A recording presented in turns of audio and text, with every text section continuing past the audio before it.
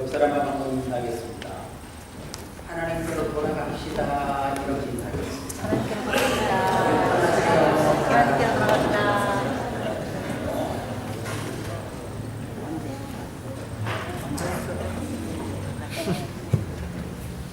저는 오늘 구약성경에 나와 있는 호세아 1장 1절에서 2절 말씀을 가지고 여호와께로 돌아가자 이런 제목으로 말씀드립니다.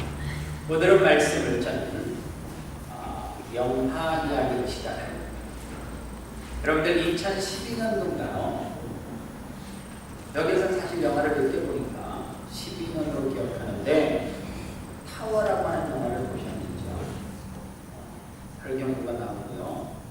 임상경 씨가 나오고 예쁜 손예진 배우가 나와서 얘기를 하는데 이 타워라고 하는 영화는 영화 스토리 자체가 재난 영화입니다. 불이 났을 때 불을 끄는 소방관이 활동하는 영화인데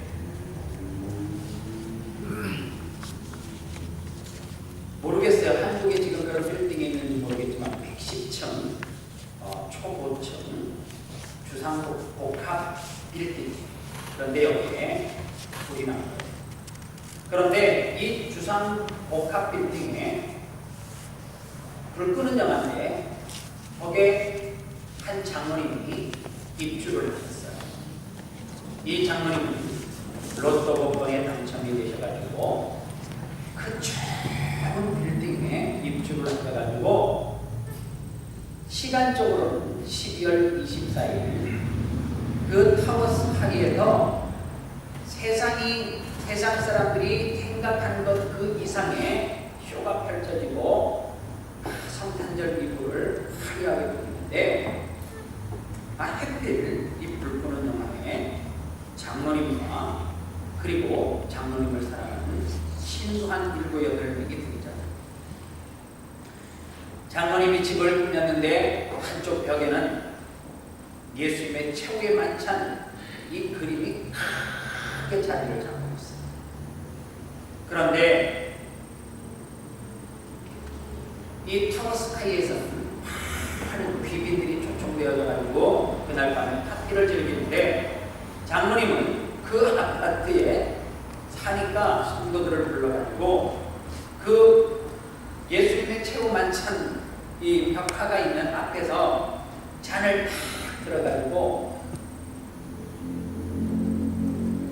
뭐라고 장로님이 건배를 제의하느냐면 예수님은 최후의 만찬, 우리는 최초의 만찬 그러면서 건배하면서 와인을 먹는 거예요. 그런데 그 영화 처음부터까지 내용이 불이 났으니까 이제 당황해서 이제 피하는 가정 가운데 이 감신자들이 끊임없이 등장해요.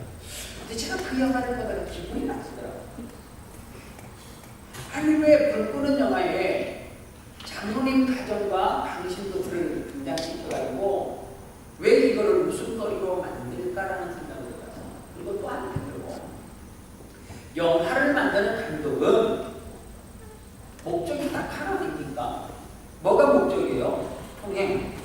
얼마만큼 많은 사람들이 관객이 이 영화를 봐줄까가 초점 아닙니까? 그런데 왜 영화 감독이 나 같은 사람을 보다가 내가 돈 주고 본 건 아니고 만약에 내가 돈 주고 보면 억울하게 받고 뛰쳐나오고 별의별 생각이 납니다. 내가 만약에 한국에 살았으면 강단에서 이런 절기 했었을 것 같아요. 그 영화 별로 안 좋으니까 보려고 합니다. 그러면 오히려 감독 입장에서는 손해 아니에요. 예수를 안 믿는 사람이 보고 왜 저거 불 끄는 영화에 저 교회 장로를 등장시켜가지고 왜 저렇게 웃음거리로 만들까? 라는 생각을 충분히 할 수 있는 소지가 있어요. 그런데 여러분들 그 영화는 대박이 터졌어요. 그 영화를 딱 보고 나서 마음이 씁쓸한 거예요. 왜냐? 한편으로 그 영화를 만든 감독에게 약간의 화도 났지만 또 한편으로 무슨 생각이 들었냐면 이게 오늘 교회의 우리의 현실 아닐까 하는 생각입니다.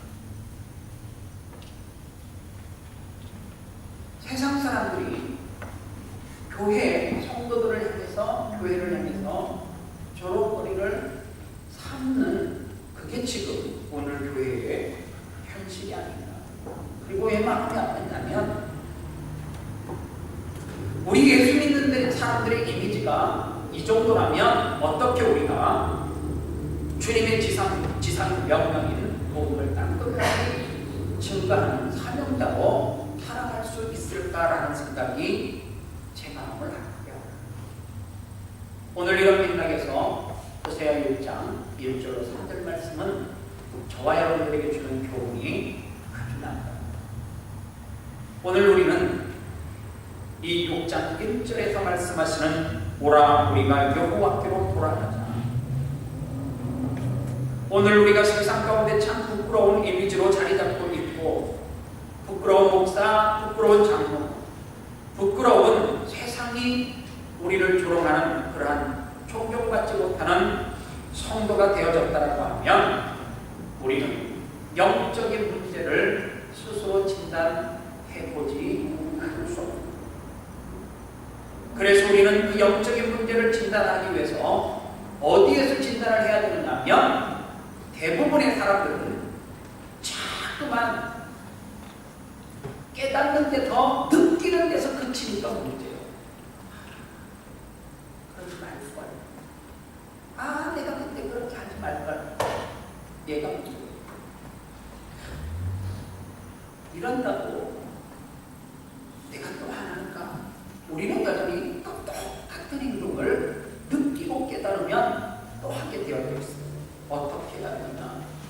반드시 우리는 내가 지금 영적인 문제가 있다고 하면 여호와께로 돌아와서 다시금 돌아와서 여호와 앞에서 뭐 해야 된다고요? 회개해야 된다고 하는 사실입니다. 그래서 회개를 외치는 것이 뭐냐? 회개는 여호와께로 내 마음이 내 몸이 돌아오는 것으로부터 시작한다고 하는 사실입니다. 오늘 호세아 6장 1절 말씀 여호와께로 돌아오라 이 짧은 외침은 호세아서 성경 전체의 주제와 같은 메시지고요. 조금 골라드리면 구약의 많은 선지자들이 활동을 했죠. 이사야도 예레미야도 하박국 선지자도 그들의 메시지 가운데 담겨져 있는 것이 뭐예요? 우리가 여호와께로 돌아가는데 어떻게 돌아가자는 거예요? 힘써 여호와께로 돌아가자. 그래서 이 호세아 선지자의 이 여호와께로 돌아가자라고 하는 이 메시지는 구약 성경 전체의 메시지. 이스라엘 백성들을 향하여서 울면서, 이스라엘 백성들을 향하여서 굶으면서, 이스라엘 백성들을 향하여서 옷을 갈아입고 죄를 뿌리면서 외쳤던 선지자들의 동일한 메시지가 뭐예요? 여호와께로 돌아가되 힘써 돌아가야 된다라고 하는 사실. 왜 여호와께로 돌아가야 되느냐? 1절 말씀에 그 답이 있어요. 여호와께로 돌아가자. 여호와께서 우리를 찢으셨으나 우리를 또 낫게 하실 것이요 우리를 치셨으나 싸매어 주실 것이다. 여기에 보면 1절 말씀 가운데 두 단어를 끄집어낼 수가 있어요. 여호와께서 우리를 찢었대요. 여호와께서 우리를 어떻게 했다고요? 낫게 한대요. 여호와께서 우리를 치셨대요. 어떻게 하신다고요? 이 말은 치유와 회복이라고 하는 두 가지 단어로 압축을 할 수 있습니다. 오늘 그래서 하나님 앞에 나와서 예배하면 오늘 교회들마다 그 영혼의 치유와 회복이 있는 여호와께로 돌아오자라고 하는 이 외침이 오늘 우리 교회 안에서부터 그리고 오늘 교회들마다 우리는 주님으로부터 받은 그 찢어진 마음과 상처를 하나님 앞에 나와서 회복해야 된다라고 하는 사실입니다. 그런 의미에서 오늘 이 여호와께로 돌아오자라고 하는 이 말씀을 다시 한번 이 말씀에 어떤 깊은 뜻이 함축되어져 있는가를 이 본문 메시지를 통하여서 찾아보기를 원하는데 오늘 여호와께로 돌아가자라고 하는 메시지 가운데는 첫 번째로 영적 자각의 문제가 숨어있다는 것. 우리는 영적으로 자각해야 돼요. 여러분들 언제 여호와께로 돌아갈 수 있는 줄 아십니까? 영적으로 자각하고 느낄 때. 그런데 참 중요한 게 있어요. 영적인 병이 들면 내가 영적으로 문제가 있으면 그리고 그것을 깨달았으면 결단하고 돌아가면 돼요. 그런데 중요한 것은 내가 그렇게 쉽게 돌아갈 수 없는 이유가 있어요. 그 이유가 뭔 줄 아십니까? 우리 모두에게는 받고 싶어요. 그런데 내 속에 있는 그 죄성이 영적으로 병들었는데 하나님 앞으로 현전하게 돌아가지 못하도록 어떻게 한다는 거예요? 막아버린다는 사실. 그래서 여러분들 영적 자각이 생각보다 참 사람은요 영적인 눈이 어두워지면 어떻게 살아가는 것 같습니까?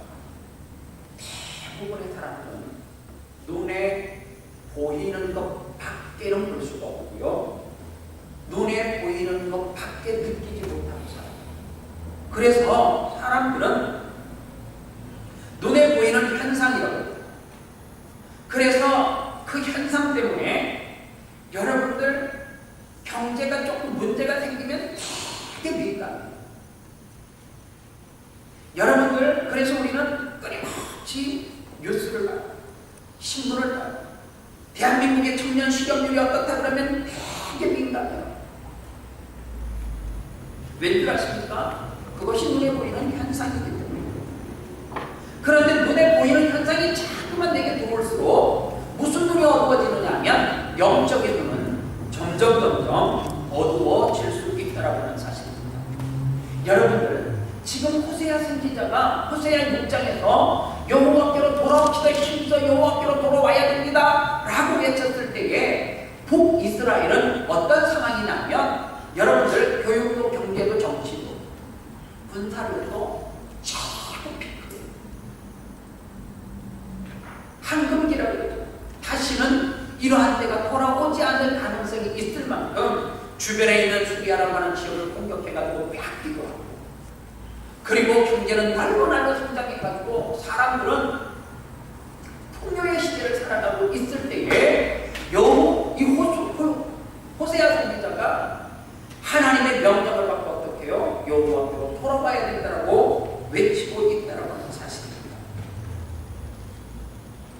영적인 시각으로 여러분들 보면 무엇을 볼 수 있어요?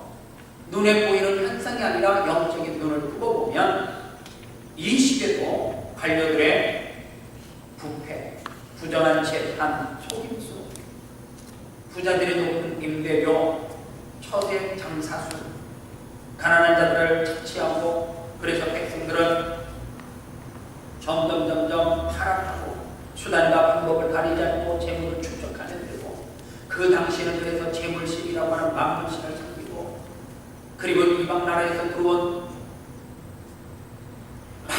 많은 신들을 섬기는데 그러다 보니까 육적인 눈에 보이는 현상을 보고 살아가는 사람들은 뭐 어때서 지금 내가 풍요잖아. 내가 지금 비즈니스가 이렇게 잘 되는데 내 자녀가 지금 이렇게 성장 잘하고 있는데 뭐가 문제야? 라고 할 때 영적인 눈을 두고 보면 그것이 곧 위기일 수 있다라고 하는 상황. 오늘 여러분들 이러할 때에 영적 지도자가 호세아가 있었던 것이 아니에요.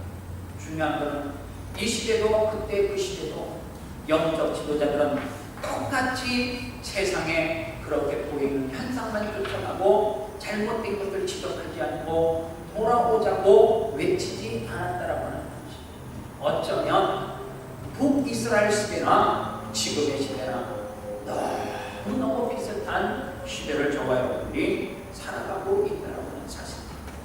그래서 호세아 4장 6절 말씀해 보니까 그들이 왜 망했는가? 내 백성이 지식이 없음으로 망했는데 이것을 6장 3절 말씀과 이렇게 같이 연결을 시켜보면 이스라엘 백성들이 망했는데 왜 망했느냐? 지식이 없어 망했어요. 그 지식이 어떤 지식이에요? 여호와를 알지 못하는, 여호와를 힘써 알지 않으려고 하는 그 지식이 무뎌져서 그들은 망할 수밖에 없다라고 하는 사실입니다.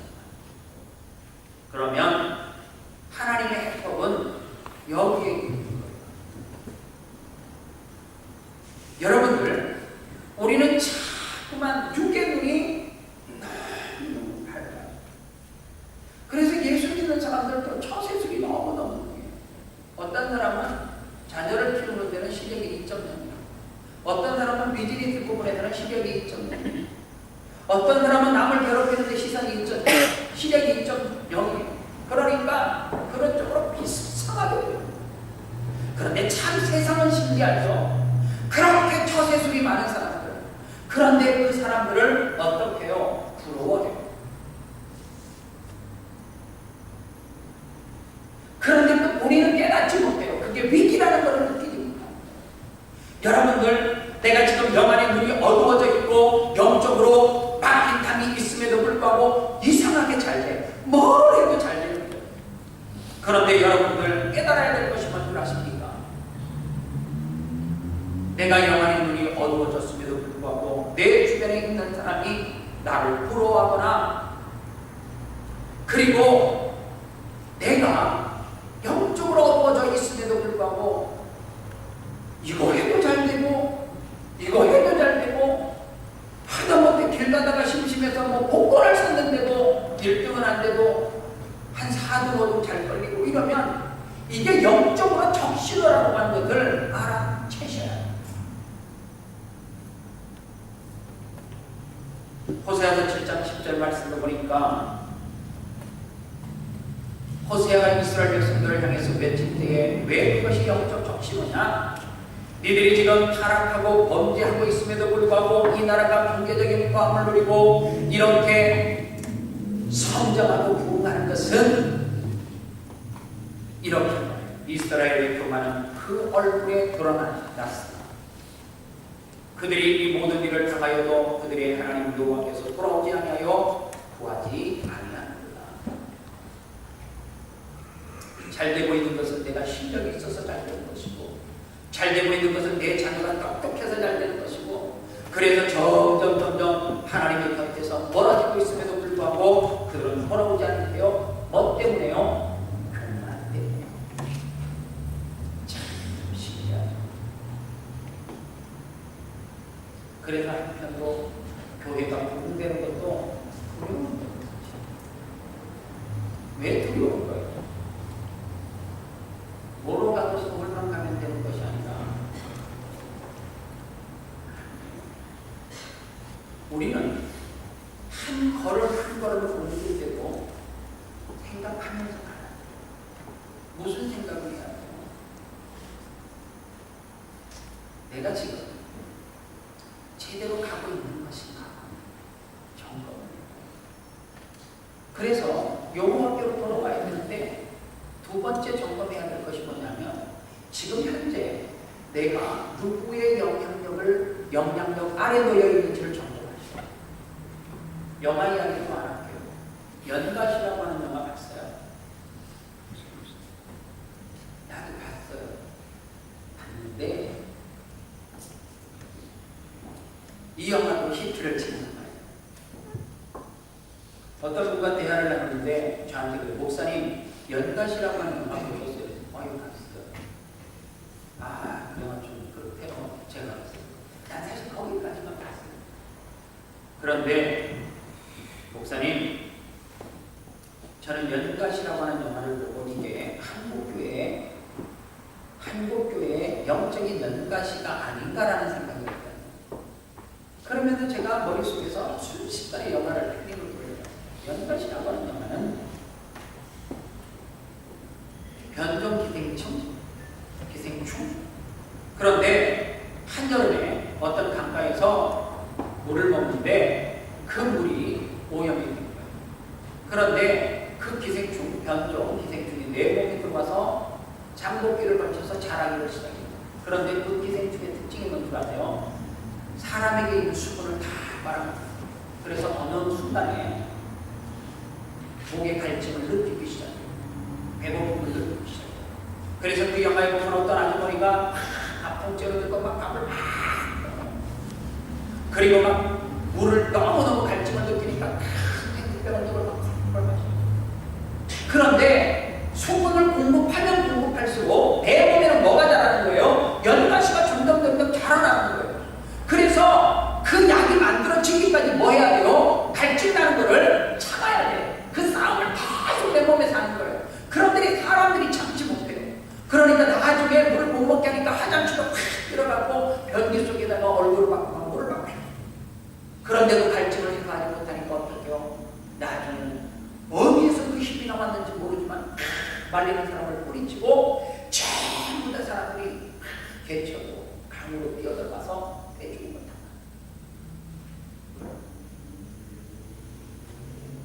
그런데 가만히 보니까 그분의 이야기를 들어보니까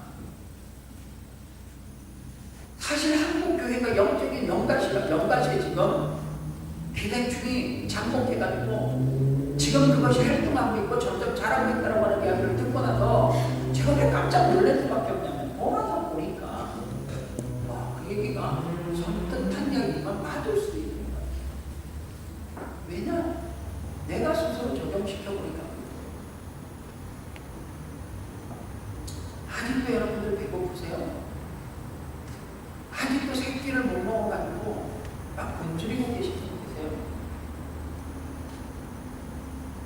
막 오늘도 주일날 일하지 않으면 내가 굶어 죽어요. 당장 다음 주에. 내 자녀 학원을 못 보내요. 학교를 못 보내는 상황이에요. 아니잖아요. 근데 가만히 보세요. 거룩한 주일 하나님 앞에 예배해요. 집사님 수요일에 좀 나오시죠. 목사님 죄송해요. 일하려고 바빴어요. 진짜 그렇게 묻고 싶어요. 제가. 난 새벽 예배는 이해를 좀 해요. 제가. 왜 이해를 하냐면 그 힘으로도 안 되고 능으로도 안 되고 요거에 힘으로 되는 게 되는 거예요. 죽어도 못 일어나는데 어떻게 해요? 어느 정도가 그러더라고요. 목사님 제가요 노력 안 해본 건 아니에요. 목사님이 10시 이전에만 자면 새벽 예배 나올 수 있다 해갖고 주리를 틀고 누워봤거든요. 머리가 터져 미칠 대로 잠이 안 오고 더 피곤해요. 결국에 잠드는 게 3시, 2시에. 이게 그렇다 해서 12시 돼서 기도하고 가세요. 사실 여러분들 많이 이렇게 낮에 있으니까 덜 무서웠지. 밤 12시에 혼자 오면 여기서 무서워요. 내가 해봤거든. 그때 하면 수요일에 볼 수 있지 않아요. 그것도 힘들면 퇴근하다가 잠깐 들려서 하나님 오늘도 하루 옆에 일을 할 수 있는 건강 주셔서 감사합니다. 내가 이 좋은 직장에서 윗사람에게 인정받고 아랫사람들에게 존경받으면서 일할 수 있는 축복 지으셔서 감사합니다. 그거 할 수 있잖아요. 그렇게 내 몸에 마치 연가시 기생충이 자라가지고 오늘도 세번되고 이번 한 주간 동안도 일하지 않으면 마치 안 굶어 죽어요. 그주는 내가 보니까 그렇게 굶어 죽는 시스템이 이 나라가 아니더라고요. 그럼에도 불구하고 우리는 자꾸만 뭔가 모르게 계속해서 먹어도 발전하는 그 무엇인 육적인 것을 향해서 쫓아가면서 하나님과는 점점 멀어지면서 자꾸만 수렁에 빠지려고 발버둥치고 달려가고 있다라고 하는 사실이에요. 그런데 제가 그런 분들에게 제독을 걸고 싶습니다. 무슨 제독을 걸고 싶은데요? 집사님 스톱 멈추세요. 지금 집사님이 가고 있는 길은 예수 그리스도께서 원하시는 방향이 아니에요. 잘못된 길이기 때문에 돌아오셔야 돼요. 턴을 하셔야 된단 말이에요. 자꾸만 사람들은 목사님 모르셔서 그렇지 이 길로 가다 보면 언젠가는 만난다 그러는데 안 만나. 꼭 고집 피우는 사람이 있어요. 길을 보면 유정표가 있단 말이에요. 그런데 가다가 잘못 들어서도 옆에서 이야기 지금 길이 잘못 들어선 것 같아. 그러면 제가 바로 처음에 유턴을 해갖고 오겠어요. 이러면 되는데 아니에요. 길은 가다 보면 만나게 되어져 있어요. 끝까지 가가지고 계속 가 계속. 그리고는 나중에 이게 아닌가 봐 이러면서 사람들 다 공황 상태로 한다. 지금 여러분들 집에 가장들이 여러분들의 자녀를 싣고 그렇게 가고 있는지도 몰라요. 어쩌면 여러분들이 가족을 데리고 가다가 결국에는 패닉 상태로 만들 수도 있어요.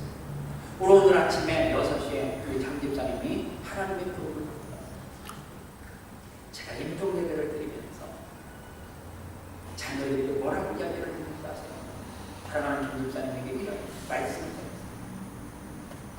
사랑하는 엄마를 봐라. 하늘을 봐라. 그렇게 살기 위해서 그렇게 잘 살아보겠더라고 목표를 향해서 달려갔지만, 그러나 사람은 지금 침상에 누워있는 이들 빈손으로 왔다. 빈손으로 왔으니까 빈손으로 태어나면서 빈손으로 와서 하나님 앞에 돌아갈 때는 세상에요. 어제까지 예배를 드릴 때 장집사님이 뒤에 귀걸이를 하고 있었다. 그게 많은 가치가 있는 점이 몸에 피부추에 붙어있던 것은 그거 하나밖에 없었는데 오늘 아침에 가보니까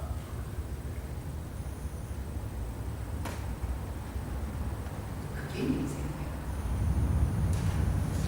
참 답답하게 제가 2주 내내 가서 예배를 드리고 하면서 느낀 게 뭔지 알아요? 사실 정직자는 저하고 나이 차이가 많이 안 나요. 역시 순서이 없고 제 삶을 참 많이 들어봤어요. 너무 많이 들어봤어요. 하나님 앞에 가면 저렇게 빈손으로 갈 거예요. 그러면서 제가 깨닫는 거예요. 하나님, 내가 주의 사명을 감당하면서 내 속에 육적인 연가시가 있어가지고 그래서요, 나도 좀 하고 싶어. 나도 우리 교회 좀 뭐 좀 모아가지고 뭐 하고 싶어, 진짜. 그런데 순간 내가 그분과 대화를 하고, 그리고 다시 한번 이 영화를 생각하면서 깨달은 게 뭐냐면, 뭔 일을 할 때마다 마음 터져지는 거예요. 한 번 더 생각해요. 내가 지금 하고 있는 것이 하나님이 기뻐하시는 것인가, 아니면 내 욕심과 내 욕망을 채우기 위한 것인가. 만약에 이것이 내 이름을 드러내고 내 욕망을 채우는 것이라고 하면 내려놔요.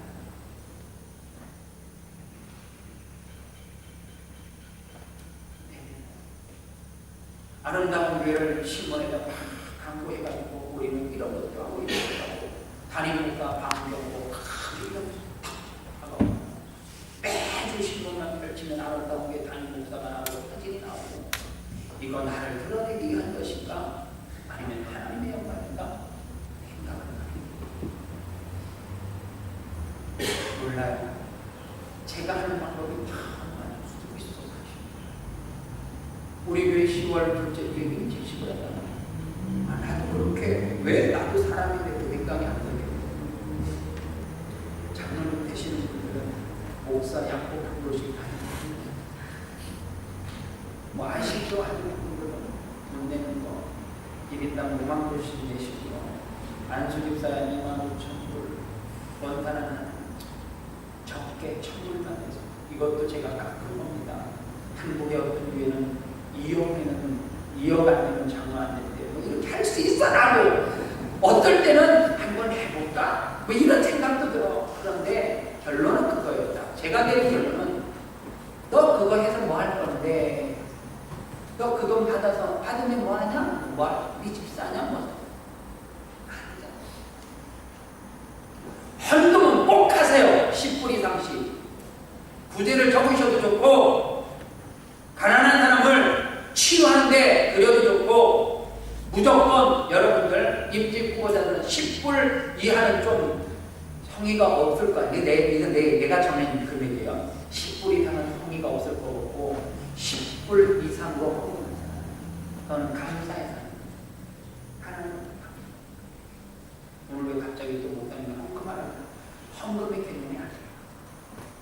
지금 우리가 교회 안에서 하고 있는 이 모든 일들이, 오늘도 예배하는 것이 하나님이 기뻐하는 예배를 드리는 것인가, 아니면 우리가 영광을 받기 위해서 예배하는 것인가, 또 한 번 생각해야 돼요. 여러분들 삶 가운데 적용해 보세요. 내가 지금 직장 생활하는 가운데, 내가 비즈니스를 하는 가운데, 내가 하나님의 영광을 위해서 밤낮을 뛰는지를 한번 생각해 봐요. 내 욕심을 채우기 위해서 내 몸속에 육적인 연가시가 점점 달아나서 그것이 터지는지도 모르고 폭발하는지도 모르고 자꾸만 그 욕심을 향해서 쫓아간다고 하면 역시 인생은 빈손으로 왔다 빈손으로 가는 것이라는 것을 느끼고 깨달으셔야 된다고 생각합니다. 제가요 아이 둘을 키우면서 깨달은 교훈이 하나 있어요. 그게 뭔지 아십니까? 애들은 잘해줄수록 불편이 많지 잘 안 해주면 불편이 없어요.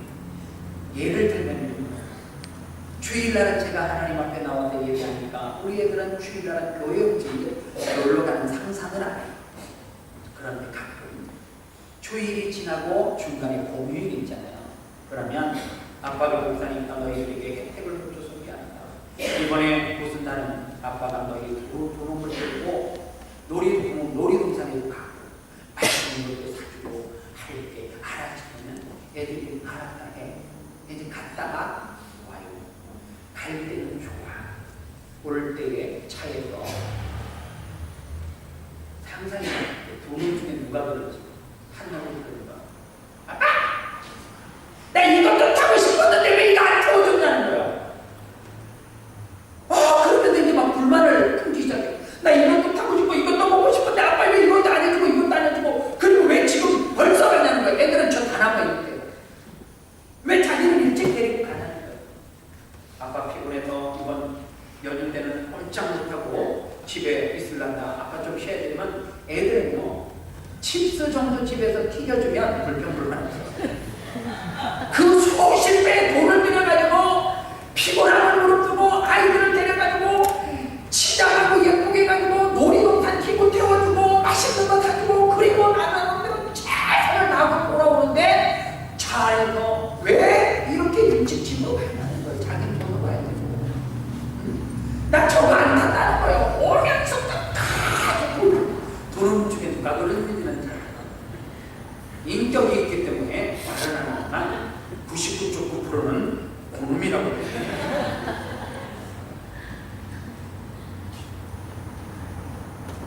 여러분, 뭐가 그리 살아가면서 우리를 그렇게 만들어요? 하나님이 여러분들에게 부족하게 주신 것이 있으세요? 뭐가 부족했어요? 뭐가 부족했어요? 끊임없이 하나님 앞에 달라오는 때를 쓰고 여러분들 사람들이 주일날 교회 올 때 번쩍번쩍한 차를 타고 오고 비싼 가방을 들고 오고 그러면 사람들이 우와 이러잖아요. 그때 이제 이제 진짜잖아요. 그거 다 복이라고 생각하는 건 아니에요. 하나님이 복 주셨다고 생각하는 거잖아요. 그게 연가시 있습니다. 내 속에서 뭔가 하나님과 멀어짐으로 말미암아 육적인 변종된 연가시가 자라서 나를 이스라엘 백성처럼 교만하게 해서 하나님을 떠나게 하는 시작이라고 보시면 맞을 수 있습니다. 그래서 여러분들 마지막 세 번째로 여호와께로 돌아올 때 세 번째로 우리가 기억하셔야 될 게 따라합시다. 내 속에 우리 교회는 순복음처럼 이런 걸 안 하니까 잘 안 되고 내 속에 나쁜 습관 내 속에 있는 나쁜 습관들을 다 버려야 돼요. 나는 게으른 사람 참 싫어해요. 저는 약속을 잘 안 지키는 사람 참 싫어해요. 나는 사역자가 게으른 사역자 싫어해요. 나는 다 깨지게 사역자를 담임 목사가 이러면 어떡하죠? 여러분이 잘 보세요. 성경에 하나님도 예수님도 똑같이 싫어했던 것이 뭔지 아세요? 게으른 것이요. 여러분들 부지런하십시오. 새벽형 인간은 새벽정에 울렸네, 새아침이 밝았네. 박정희 대통령이 그 새마을운동을 만드는 것은 새벽 예배에서 차관에서 만들었고요. 다른 운동이 아니에요. 새벽형 인간 뭐 책을 뭐 써내가지고 새벽형 인간이 이런 걸 나오시면 그거 다 새벽 예배하면 다 끝났어요. 새벽형 인간 이거는 21세기 좋은 단어로 표현한 거고 새벽 예배예요. 새벽 예배 봐요. 죽었다 깨어나도 5시간 이상 잘 수가 없어. 그게 회복행위인 거야. 할래? 나쁜 순간, 제가 예를 들어서 이야기하는 거지만 여러분들 물질도 쓰세요. 그래야지만 경제가 돌아가.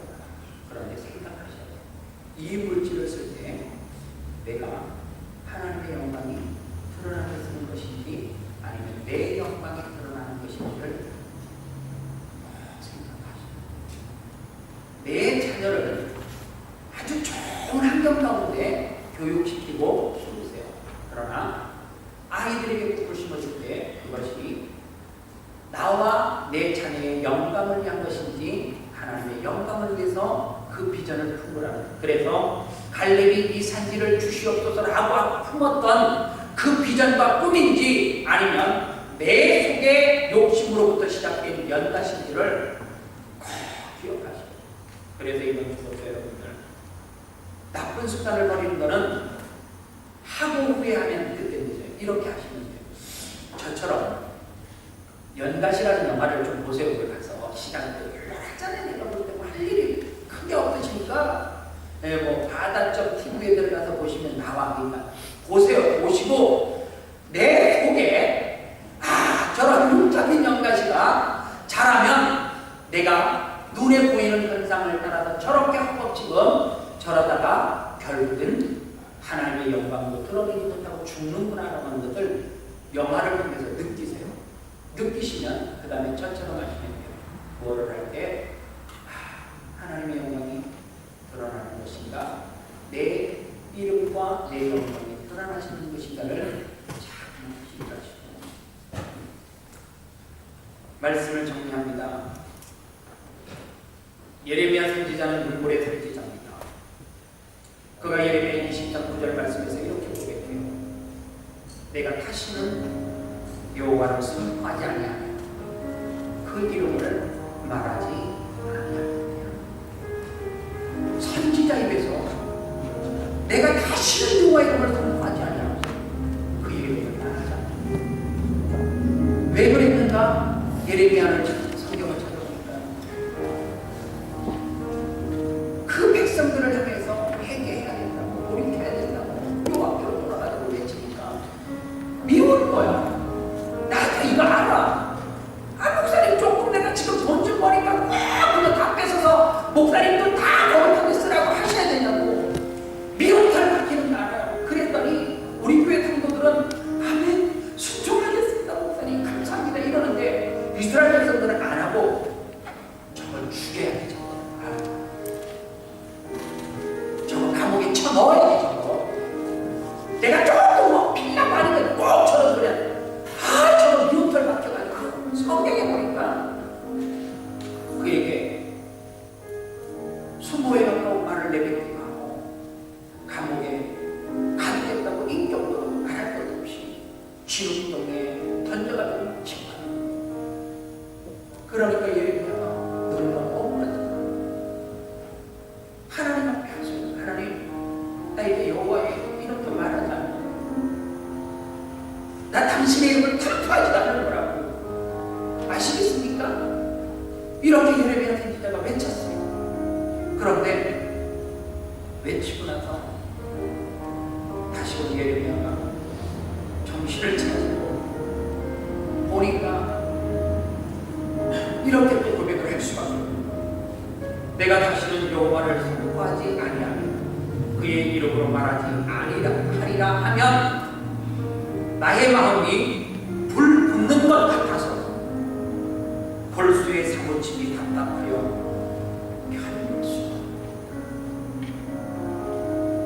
내 마음은, 내 이성은 나 이제 십자가 안 지겠습니다. 이런 한란한 나갈게요.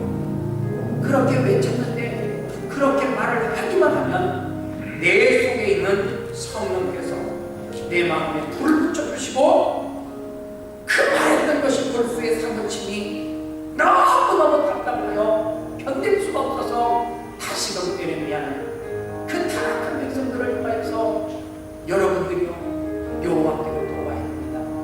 회개해야 됩니다. 외칠 수밖에 없어요. 오늘 이렇게 기도하십시오. 예레미야 선지자와 같은 마음. 하나님, 내 속에 자라나는 연가시 각각 다 틀려요. 똑같은 연가시 아닙니다. 저는 진짜 저에게 그런 게 있는 거 알아요. 하나님, 아름다운 게 300명, 500명, 1000명을 주시옵소서. 그래도 하나님 아름다운 게 이 앞자리에서 충성되는데 내가 설교를 할 때 피만 이끌을 꽂고 막 돌아다니면서 영역을 쳐다보고 그래도 2부, 3부 그럼 내가 얼마나 영광을 받겠어요.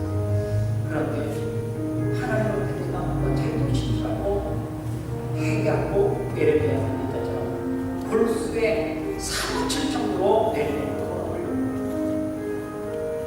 부흥도 하나님의 영광을 위해서 여러분들의 사업도 여러분들의 공부 하나님의 영광을 위해서 그 초점 맞추셔야 됩니다. 작년에 우리가 한 해 동안 열심히 불렀던 찬양이 아버지의 마음. 이 찬양 가사 다 읽고요.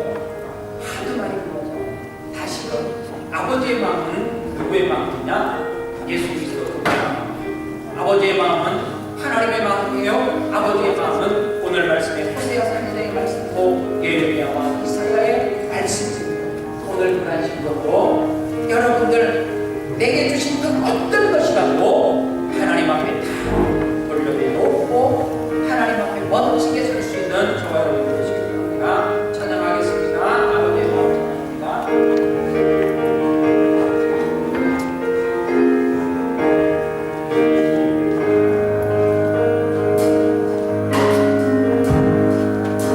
아버지의 마음